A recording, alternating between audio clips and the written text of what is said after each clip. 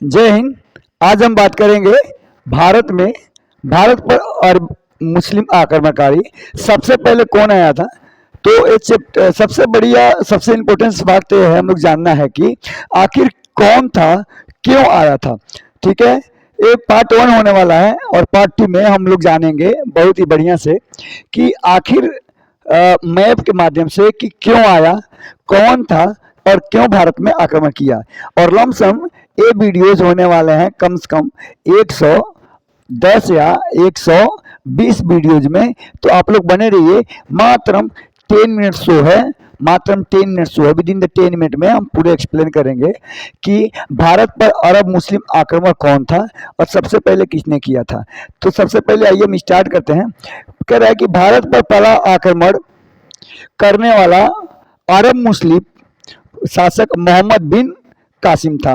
तो ये बात समझने वाली चीज है भाई कि भारत में सबसे पहले अगर कोई मुस्लिम शासक क्या किया, आक्रमण किया था, तो उसका नाम था मोहम्मद बिन कासिम। ये नोट करने वाली बात है कि भारत में सबसे पहले मुस्लिम शासक किसी ने आक्रमण किया था, कौन किया था, तो मोहम्मद बिन कासिम ने किया था। ठीक है, आगे बढ़ेंगे। नेक्स्ट क्वेश्चन आपके सामने होगा, देखेंगे। ठीक है, दूसरा क्वेश्चन है कि इसने 712 ईस्वी में सिंध के राजा दाहिर को पराजित कर दिया। राजा दाहिर चर्ज वंश का शासक था। उस समय सिंध की राजधानी अरोहा थी। कह रहा है कि मोहम्मद बिन कासिम भारत का पहला मुस्लिम आक्रमणकारी था। ठीक है, और वो अरब मुस्लिम आक्रमणकारी था। और जब वो सबसे पहले सिंध के ऊपर जब हमला किया तो सिंध का राजा दाहिर थे। यहाँ पे नाम सुनेंगे, सिंध का राजा कौन था, तो सिंध के राजा दाहिर थे। ठीक है, और 712 ईस्वी में कौन पराजित किया था उनके ऊपर। ठीक है, आगे बढ़ेंगे। नेक्स्ट देखेंगे बाबू। चलो नेक्स्ट पॉइंट देखेंगे। चलो दूसरा क्वेश्चन, अरब की सिंध विजय का प्रमाण फारसी ग्रंथ चर्चनामा फतहनामा में लिखता है। इसकी रचना अली अहमद ने की थी और अरबी भाषा में इसे अब्बू मुआसिर ने लिखा था। कह रहा है कि जो वर्ड दिखा है आपके सामने, एक बार देखेंगे। ये वाला वर्ड दिया है बाबू कि चर्चनामा फतहनामा, और इसकी रचना किसने की थी, तो अली अहमद ने किया था। किसका, चर्चनामा। और चर्चनामा फतहनामा किसने किया था बाबू, तो किया था अली अहमद ने किया था। तो उम्मीद करते हैं ये आपको समझ में आ रहा है। हम आराम से पढ़ेंगे, स्टार्टिंग से पढ़ रहे हैं और बहुत बढ़िया से पढ़ेंगे। ठीक है, नेक्स्ट पॉइंट देखेंगे कि भारत पर आक्रमण करने का उद्देश्य धन दौलत लूटना और इस्लाम धर्म का प्रचार प्रसार करना था, न कि राज का विस्तार करना। जब हम इसके बाद से जब कोई भी जैसे मोहम्मद गौरी आएगा तो देखेंगे कि मोहम्मद गौरी धन लूटने के साथ साथ धर्म का विस्तार भी करेगा इंडिया के अंदर। ठीक है, तो लेकिन ये जो व्यक्ति था वो ना केवल धर्म का प्रचार करना चाहता था, धन को लूटना चाहता था, लूटपाट करना इसका उद्देश्य था। धर्म का प्रचार प्रसार था, लेकिन वो राज्य का विस्तार करना, विस्तार का मतलब होता है आगे बढ़ाना, उसका ये पर्पज नहीं था। हेलो, एवरीथिंग इज फाइन, देख लीजिए, बाद में चलाइए। ओके, आगे बढ़े।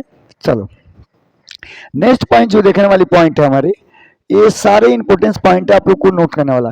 कह रहे हैं कि 712 ईस्वी में मोहम्मद बिन कासिम ने आक्रमण किया किसके ऊपर, तो राजा दाहिर के ऊपर, सिंध के ऊपर। लेकिन 713, एक साल आफ्टर 1 ईयर, एक साल के बाद से 713 ईस्वी में मोहम्मद बिन कासिम ने मुल्तान को जीत लिया था। भाई 712 ईस्वी में दिल्ली को सिंध को जीता, और सिंध के आफ्टर साल भर के बाद से वो मुल्तान को भी जीत लेता है, जहां से उसे इतना अधिक सोने का भंडार मिला कि सुल्तान को इतिहास में स्वर्ण नगरी भी कहा जाने लगा।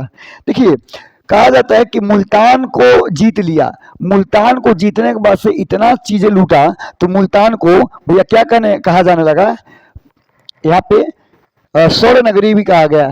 मुल्तान को किसको क्या कहा गया भाई, तो मुल्तान को स्वर्ण नगरी के नाम से भी जाने जाने लगा। ठीक है, आगे बढ़ेंगे बाबू। नेक्स्ट क्वेश्चन आपके सामने है, देखेंगे।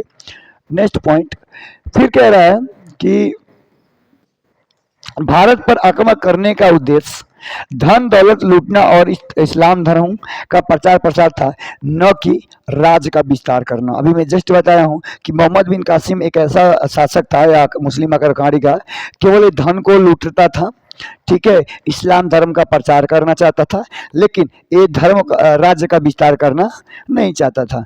ठीक है, ये धर्म का आगे बढ़ाना नहीं चाहता था, बस ये लूटना ही चाहता था। आगे बढ़ेंगे बाबू। ठीक है, चलिए नेक्स्ट।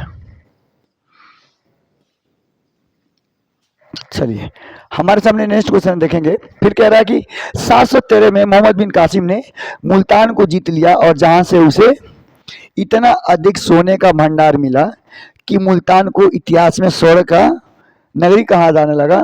ठीक है, तो आप लोग को पता ही चला है। चलिए एकदम वीडियो को शेयर करते रहेंगे मेरे दोस्त, क्योंकि हम लोग एकदम लॉजिकली वीडियोस बना रहे हैं अभी आप लोग के लिए। कहा गया है कि उसने जीते हुए क्षेत्र का राजधानी अलम अलम नसूरा बनाई थी। ठीक है, अलम नसूरा को बनाया था। और दूसरी बात में देखेंगे, मोहम्मद बिन कासिम के आक्रमण के फलस्वरूप अरबी संस्कृति को भारतीय ने और कुछ भारतीय संस्कृति को अरब वासियों ने अपनाया। कह रहा है कि मोहम्मद बिन कासिम ने आक्रमण के फलस्वरूप अरबी संस्कृति ने बहुत सारी चीजें उन लोगों के क्या किए, अपनाए। ठीक है, पूरा आ रहा है, उनको क्या किए, अपनाए। ठीक है, नेक्स्ट देखेंगे। फिर बोला कि अरब और हिंदू संस्कृति के मिश्रण, अरबी और हिंदू के मिश्र के संस्कृति के कारण खगोल शास्त्र, अंक गणित, चिकित्सा शास्त्र और दर्शन में बहुत कुछ सीखा गया। कह रहा है कि अरब और हिंदू मुस्लिम हिंदू शासक जो क्या बोलते हैं मिश्रित हुए, उससे खगोल शास्त्र, गणितीय, चिकित्सा शास्त्र और दर्शन मार्ग बहुत कुछ सीखने के लिए मिला उनको, क्योंकि वो पहला मुस्लिम आक्रमणकारी था हमारे इंडिया में। सर्वप्रथम अरबवासियों मुसलमानों ने भारतीयों को हिंदू कह के बुलाया। पूछ देगा क्वेश्चन कि सबसे पहले भारतीयों को हिंदू कह के किसने बुलाया, या हिंदुस्तान नाम कैसे पड़ा? तो भैया सर्वप्रथम अरबवासियों यानी मुसलमानों ने भारतीयों को हिंदू कहकर संबोधित किया और इसे देश का नाम हिंदुस्तान कह दिया गया। अभी ध्यान देने वाली बात है, बहुत इंपोर्टेंट पॉइंट था। दूसरा, अरब आक्रमण के फलस्वरूप भारत में प्रथा, यहाँ पे ध्यान दीजिएगा, बहुत इंपॉर्टेंट फैक्ट है कि भारत में पर्दा प्रथा का तीव्र विकास हुआ। पर्दा प्रथा का तीव्र विकास हुआ, इसका मतलब आगे समझेंगे, बहुत बढ़िया से घबराने की जरूरत नहीं है। दूसरा फैक्ट कह रहा है कि इसके साथ ही जजिया, जकात और खजरा, भूस्वराज नामक कर के बारे में भी जानकारी मिली। कह रहा है कि जब मुस्लिम आक्रमणकारी भारत में आए तो उनके साथ साथ हमें जजिया के बारे में और भू स्वराज के बारे में जानकारियां मिली। ठीक है, नेक्स्ट देखेंगे, जजिया कर किसे कहते हैं भाई, जजिया कर क्यों लगा, आइए थोड़ा सा जानते हैं। देखो, मोहम्मद बिन कासिम ने भारत में सर्वप्रथम जजिया कर लगाया। ये this is the most important factor कि बाबू जजिया कर भारत में किसने लगवाया, तो मोहम्मद बिन कासिम ने सर्वप्रथम भारत में जजिया कर को क्या किया, लगवाया। लोग सीधी। ठीक है, नेक्स्ट कह रहा है कि जजिया वह कर था जो गैर मुसलमानों से लिया जाता था और इसे सुरक्षात्मक कर माना जाता था। ये प्रोटेक्शन सुरक्षात्मक एक कर होता था जजिया कर, जो मुसलमानों से लिया जाता था, और सबसे पहले मोहम्मद बिन कासिम ने जजिया कर को लगाया था। ठीक है, आगे देखेंगे कि मोहम्मद बिन कासिम ने जजिया कर से निम्नलिखित 5 लोगों पे मुक्त रखा था कि मोहम्मद बिन कासिम ने 5 लोगों से जजिया कर नहीं लेता था। जानते हैं कौन कौन होते? पहला बच्चा था, दूसरा बूढ़ा, ब्राह्मण, विकलांग और औरत। इन 5 लोगों से कभी जजिया कर नहीं लिया। बच्चा, बूढ़ा, ब्राह्मण, विकलांग और औरत, इन 5 लोगों से कभी जजिया कर मोहम्मद बिन कासिम नहीं लिया था। नेक्स्ट क्वेश्चन देखेंगे कि बाद में फिरोज शाह तुगलक ने ब्राह्मणों पर भी जजिया कर लगाया। देखिए, पूछ देगा कि सबसे पहले जजिया कर किसने लगाया, तो सबसे पहले जजिया कर किसने लगाया, मोहम्मद बिन कासिम ने, लेकिन नहीं मतलब हटा दिया, उनके जजिया कर नहीं लगाया। फिर से उसके बाद फिरोज शाह तुगलक ने ब्राह्मण पर भी जजिया कर लगाया, क्योंकि ब्राह्मण पर मोहम्मद बिन कासिम ने ब्राह्मण के ऊपर जजिया कर नहीं लगवाया था, लेकिन फिरोज शाह तुगलक ने जजिया कर ब्राह्मणों के ऊपर भी लगवाया। मुगल बादशाह अकबर ने 1564 ईस्वी में जजिया कर समाप्त कर दिया। देखिए 3 बात, पहला मोहम्मद बिन कासिम जजिया कर को सर्वप्रथम लगाया, लेकिन ब्राह्मणों के ऊपर नहीं लगाया। फिरोज शाह तुगलक ब्राह्मणों के ऊपर भी जजिया कर लगवाया, लेकिन अकबर वहीं पे निकल के आता है 1564 ईस्वी में, जो मुगल बादशाह है वो खत्म कर देता है पूरी तरह से। औरंगजेब ने 1679 में जजिया कर पुनः लागू किया। अब देखिए, मुगल वंश अंतिम शासक बहुत क्रूर शासक औरंगजेब माने जाते हैं, और फिर से 1679 ईस्वी में फिर पुनः स्टार्ट कर देते हैं। ठीक है, आगे का कंडीशन क्या होता है कि नोट्स यहाँ देखें, औरंगजेब एकमात्र मुगल बादशाह थे जिन्होंने अंग्रेज से भी जजिया कर वसूला। हमारे देश में सबसे ताकतवर फूट डालो राज करो अंग्रेजों का सिस्टम था, लेकिन ऐसा अंग्रेज ही एक ऐसा औरंगजेब ही ऐसा व्यक्ति था जो जजिया कर उनसे ब्रिटिश इंडिया कंपनी से भी ले लिया। तो उम्मीद करते हैं मेरे दोस्त ये वीडियो अच्छा लग रहा होगा।